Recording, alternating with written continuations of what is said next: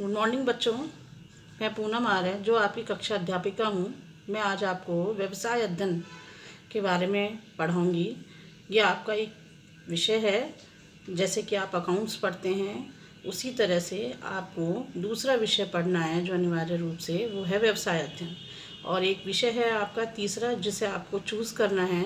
या तो आप इकोनॉमिक्स ले सकते हैं या आप मैथ ले सकते हैं या आप कंप्यूटर साइंस ले सकते हैं। तो दो विषय ऐसे हैं हिंदी और इंग्लिश के अलावा जिनको आपको कंपलसरी तौर पर पढ़ना होता है। इसमें अकाउंटेंसी के अलावा बीएसटी और दूसरा विषय है तो ये है व्यवसाय अध्ययन। इसका पूरा नाम होता है व्यवसाय अध्ययन। देखो व्यवसाय अध्ययन क्या है, सबसे पहले हम बात करें इस व्यवसाय अध्ययन की। व्यवसाय क्या है? आप अपने आसपास में बहुत सारी दुकानों को देखते होंगे, जैसे कि नाई की दुकान, जैसे आपके स्टेशनरी की दुकान, हलवाई की दुकान, ऐसे बहुत सारी दुकानें जो कि आपकी रोज़मर्रा की आवश्यकताओं को पूरा करती हैं।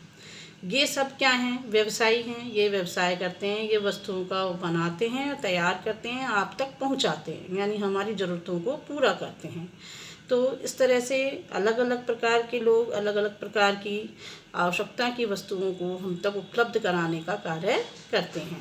हम इसी विषय पर यहाँ अध्ययन करेंगे कि ये व्यवसाय अध्ययन इसका शुरुआत कब हुई, कहाँ से हुई, है ना, और इसका क्या इतिहास रहा है। जो ये हमारा पहला जो चैप्टर है बच्चों, ये आपका है व्यापार, व्यवसाय और वाणिज्य, है ना। तो यहाँ हम बात कर रहे हैं व्यापार वाणिज्य का इतिहास क्या रहा है। देखो व्यापार वाणिज्य का जो इतिहास है उसकी हम बात करें उससे पहले हम ये पढ़ लें कि ये व्यवसाय जो है इस विषय के बारे में हम बात करेंगे। व्यवसाय के विषय में बात करेंगे। व्यवसाय क्या है? व्यवसाय के बारे में हम बात करें तो व्यवसाय है जिसके द्वारा वस्तुओं का उत्पादन किया जाता है, विक्रय किया जाता है, वह व्यवसाय कहलाता है। ठीक है, यहाँ पर दोनों क्रियाओं को शामिल किया गया है। इसमें कौन कौन सी क्रियाएं शामिल की जाती है? उत्पादन प्लस विक्रय कि दोनों क्रियाएं इसमें शामिल होती हैं। इसको हम व्यवसाय कह सकते हैं। ठीक है, तो यहाँ पर व्यवसाय और व्यापार की सहायक क्रियाएं, अगर इसको हम सही तरीके से देखें तो मैंने इसमें बताया आपको व्यापार व उसकी सहायक क्रियाएं, ये दोनों मिलकर के क्या बनती हैं? व्यवसाय बनता है। ये व्यवसाय बनता है। ठीक है, तो इसी के विषय में हम आगे पढ़ते चले जाएंगे। ये व्यापार क्या है, इसकी सहायक क्रियाएं कौन सी हैं, इन सब के बारे में हम बाद में पढ़ेंगे बच्चों। इससे पहले हम पढ़ें व्यापार का इतिहास। ये क्या है? ठीक है, व्यापार का इतिहास कब प्रारंभ हुआ? तो देखो व्यापार का इतिहास की जो इसने बात करी है, व्यापार या वाणिज्य का जो इतिहास है उसकी अगर हम बात करें तो ये बनता कैसे है, ये बात है। इसका विकास कैसे होता है? तो व्यापार का जो विकास है वो किस पर निर्भर करता है, इसका प्रारंभ कहाँ से हुआ। इसको पढ़ने से पहले हम व्यापार कैसे होता है, इसका विकास किस प्रकार से होता है, इसके बारे में हम देखें तो किसी भी क्षेत्र का आर्थिक विकास वाणिज्य का जो विकास है उसके प्राकृतिक उस वाणिज्य और मतलब उसके आसपास का जो वातावरण है उस वातावरण पर निर्भर करता है ना। प्राकृतिक वातावरण पर मतलब अभिप्राय ये हो गया इसका कि जो हमको वहाँ से उपलब्ध वस्तुएं हैं, जो भी हमको संसाधन खनिज पदार्थ जो उपलब्ध होते हैं वो जितने भरपूर मात्रा में मिलेंगे उतना ही व्यापार का तेज गति से विकास किया जाना संभव होगा। यानी वातावरण का जो वातावरण है, आसपास का जो परिवेश है वो भी व्यापार के विकास में सहयोग प्रदान करता है। अब हम बात करें इसमें कि जो व्यापार का जो इतिहास है, वाणिज्य का जो इतिहास है उसकी बात करें तो भारत क्या है? भारत उपमहाद्वीपों का इसका उपमहाद्वीप है जिसका विस्तार उत्तर में हिमालय और दक्षिण में हिंद महासागर और बंगाल की खाड़ी तक इसके लिए ये बात मतलब बताया गया है कि इसका विस्तार यहाँ से यहाँ तक है। कहाँ से कहाँ तक बताया गया है? उत्तर में भारत कहाँ से फैला हुआ है? उत्तर में हिमालय व दक्षिण में हिंद महासागर,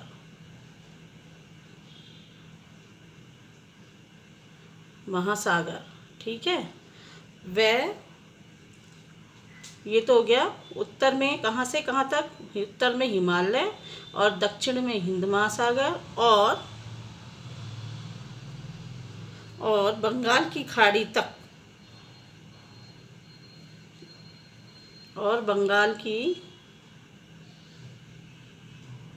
खाड़ी तक फैला हुआ है।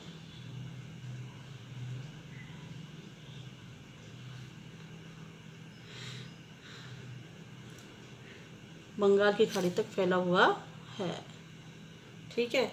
अब हम बात करें इसके व्यावसायिक मार्गों की। ये तो हमने बात करी भारत की कि भारत कहाँ से कहाँ तक फैला हुआ है। अब व्यावसायिक मार्ग देखो, व्यावसायिक मार्ग जहाँ से व्यवसाय किया जाता रहा, तो यह है व्यावसायिक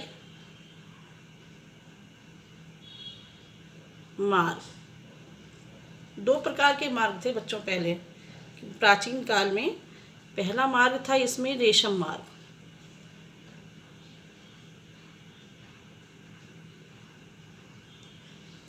रहा भी कह सकते हैं इसको, है ना। ये जो रेशम मार्ग था, और एक था दूसरा इसमें मसाला मार्ग। इन दो मार्गों से होकर के व्यापार किया जाता था। ये रेशम मार्ग ये क्या था? देखो, रेशम मार्ग जैसा मैं आपको नोट्स में भेज चुकी हूँ कि यह मार्ग व्यावसायिक मार्ग को ही इसकी लोकप्रियता के कारण इसको रेशम मार्ग के नाम से जाना जाता रहा। रेशम मार्ग सामान्य रूप से यहाँ पर संपूर्ण विश्व में ये संचालित है, यानी कि पूरे विश्व से ये कनेक्ट है, जुड़ा हुआ है। यहाँ से अलग अलग देशों को माल का सप्लाई किया जाता है। इसका नाम दिया गया था रेशम मार्ग। यह विशेष रूप से एशिया के आसपास के जो राज्य हैं उनमें, यहाँ साम्राज्यों में व्यावसायिक और राजनीतिक संपर्क स्थापित करने में ये मार्ग मददगार रहा है। दूसरा मार्ग हमारे सामने है मसाला मार्ग। ये भारत में सर्वाधिक मसालों का यहाँ से व्यापार किया जाता है। भारत में से जितने भी यहाँ मसाले बनते थे भारत में, उन मसालों को विदेशों में विक्रय करने के लिए, भेजने के लिए इस मार्ग का उपयोग किया जाता था, इसलिए इसका नाम पड़ गया था मसाला मार्ग, ठीक है। भारत में ही सर्वाधिक मसालों का उपयोग पहले किया जाता था, उत्पादन होता था, और फिर बाद में जो यहाँ उत्पादन बहुत अधिक होता था तो उसका विदेशों में निर्यात भी किया जाता था। तो उसके लिए जो मार्ग निर्धारित किया गया था वो था मसाला मार्ग। यहाँ से ये मसाले निर्यात किए जाते थे। इन्हीं मार्गों के कारण भारत की जो है बहुत अधिक प्रसिद्धि थी, भारत को बहुत अधिक मात्रा में जाना जाता था। तो भारत से ही इन मसालों का उपयोग होने के बाद इनको निर्यात भी किया जाता था। यह पूर्व से पश्चिम तक के समुद्री मार्गों को जोड़ने का कार्य भी करता था, और मसाला मार्ग के रूप में ही इसको जाना जाता था। इन्हीं मार्गों के कारण व्यापार व औद्योगिक क्षेत्र मजबूत हुआ था। ये दो मार्ग थे जिन